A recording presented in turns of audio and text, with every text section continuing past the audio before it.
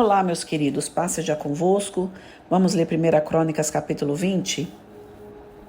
Aconteceu, pois, que, no decurso de um ano, no tempo em que os reis costumam sair para a guerra, Joabe levou o exército e destruiu a terra dos filhos de Amon, e veio e cercou a Rabá. Porém, Davi ficou em Jerusalém, e Joabe feriu a Rabá e a destruiu.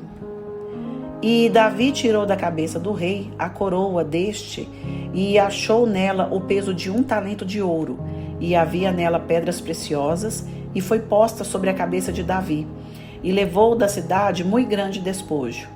Também o povo que estava nela levou e os fez serrar com a serra, e cortar com talhadeiras de ferro e com machados. E assim fez Davi com todas as cidades dos filhos de Amon.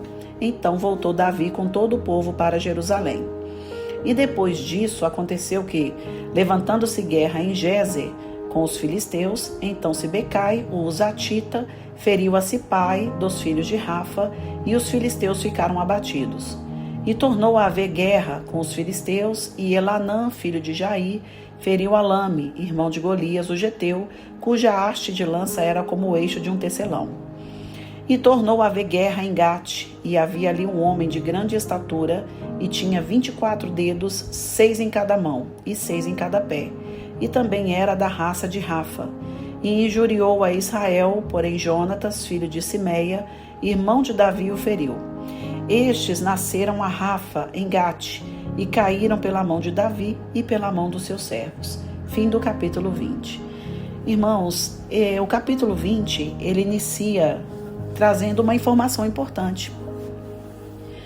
Ele começa dizendo que depois de um ano, no tempo em que os reis costumam sair para a guerra. Essa informação é importante para nós entendermos, até a história e até mesmo as próximas, que virão com essa informação também. Os reis costumavam sair à guerra quando os campos já estavam com seus frutos, quando os campos estavam prontos para a colheita. Se não me engano, acho que é na primavera. Por quê? Porque o exército saía e eles alimentavam dos campos que já estavam floridos, que já estavam com os frutos, e ali era feita a colheita. Então até isso se pensava. Lembra que no capítulo que nós lemos no passado, falava que tinha uma tribo que tinha homens especialistas em saber o tempo exato de cada coisa?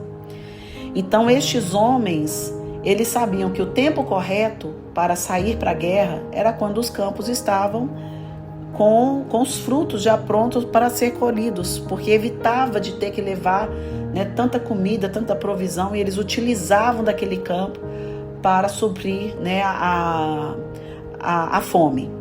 Então, é importante nós entendermos todos esses detalhes que os escritores trazem, até mesmo para nós imaginarmos como era a história, como foi a história. E dando prosseguimento, fala que neste capítulo, eles concluíram a batalha ou a guerra que se iniciou lá no capítulo 19, quando o rei de Amon, ouvindo um conselho errôneo, um conselho mal dado, causou uma grande guerra. Lembra disso? Causou uma guerra entre o povo deles e o povo de Israel.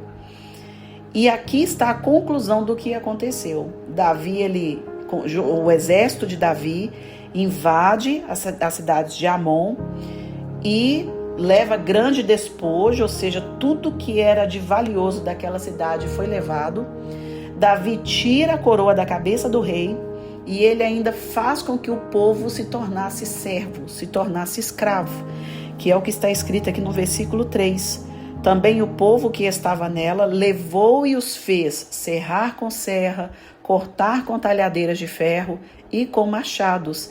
E assim fez Davi com todas as cidades dos filhos de Amon. Ou seja, eles foram designados para ter um trabalho pesado e um trabalho de escravo, Um trabalho de escravo. Então, isto foi determinado por causa de quê?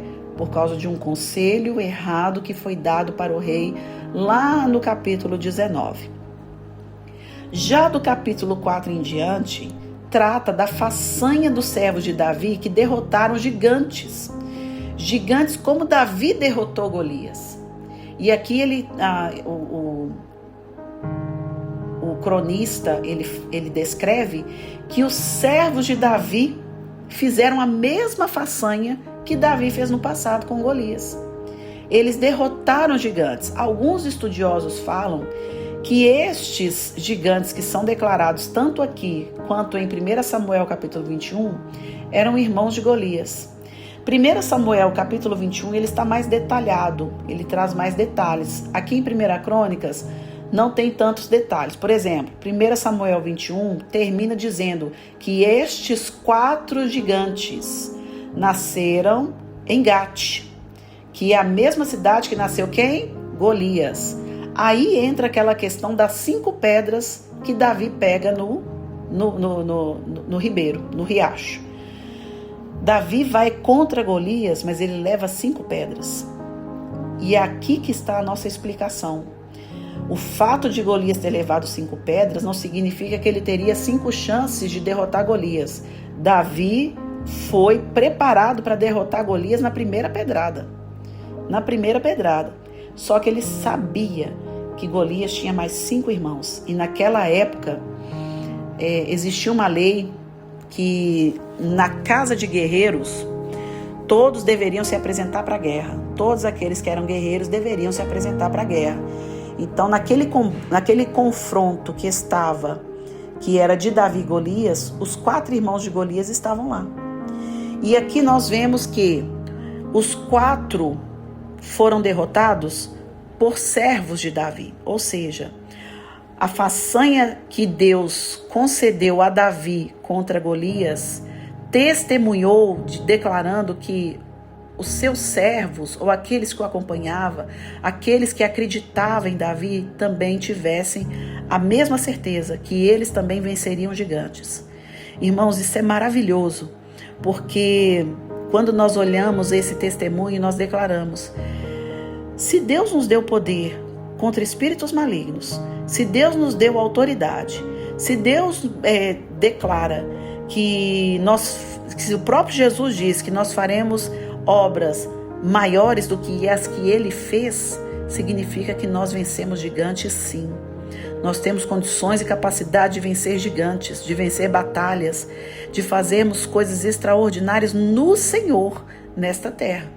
Enquanto estivermos na presença de Deus, enquanto estivermos aliançados com o Senhor, declarando toda a autoridade, o reino de Deus sobre as nossas vidas, irmãos, não há quem nos vença, não há. Somos do Senhor e somos mais do que vencedores em nome de Jesus. Então creia, se você está vivendo um tempo em que tem um gigante te afrontando, você vai vencê-lo em nome de Jesus. Se você está com medo de tomar alguma decisão que vai fazer com que você lute contra um gigante, não tenha medo, tome essa decisão no Senhor. Busque a Deus e confia, porque você já é mais do que vencedor. Amém? Que Deus te abençoe, um forte abraço e até amanhã.